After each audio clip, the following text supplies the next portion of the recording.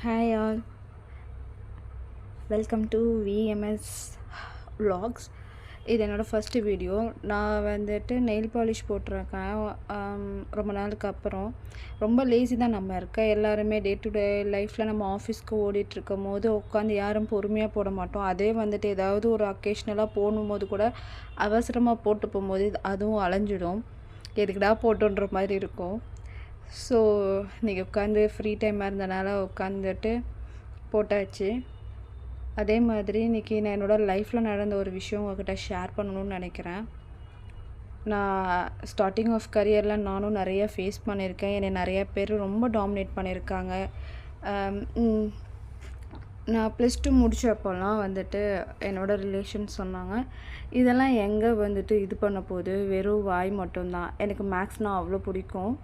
So அதில் வந்துட்டு அந்த டைமில் வந்துட்டு நான் எக்ஸ்பெக்ட் பண்ண மார்க்கோட, அதுவும் குட் மார்க் தான், குட் மார்க் இல்லைன்னு நான் சொல்ல மாட்டேன்.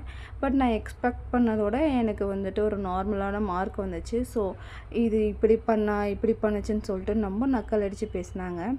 அது மட்டும் இல்லாமல் என்னோடய மார்க்கு வேறு கம்மி. ஸோ நான் வந்து கொஞ்சம் அதிகமாக எடுத்துடுவேன்னு நினச்சாங்க. ரொம்ப டாமினேட் பண்ணாங்க.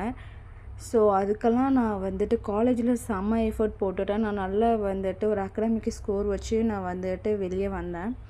ஸ்டார்டிங் ஆஃப் கரியரில் நான் ரொம்பவே கஷ்டப்பட்டேன். நான் வந்துட்டு ஒரு 5 அடி எடுத்து மேலே வச்சேன்னா ஒரு 2 அடி நான் கீழே வந்துடுவேன். அதே மாதிரி அந்த 2 அடியிலேருந்து திருப்பி நான் கீழே வந்து திருப்பி ஸ்க்ராட்ச்லேருந்துலாம் ஆரம்பிச்சிருக்கேன். எனக்கு யாருமே சப்போர்ட் பண்ணல. என்னோடய கரியரில் எப்படி ஸ்டார்ட் பண்ணணும், எங்கே போய் எந்த மாதிரிலாம் அப்ளை பண்ணணும் எதுவுமே சொல்லலை.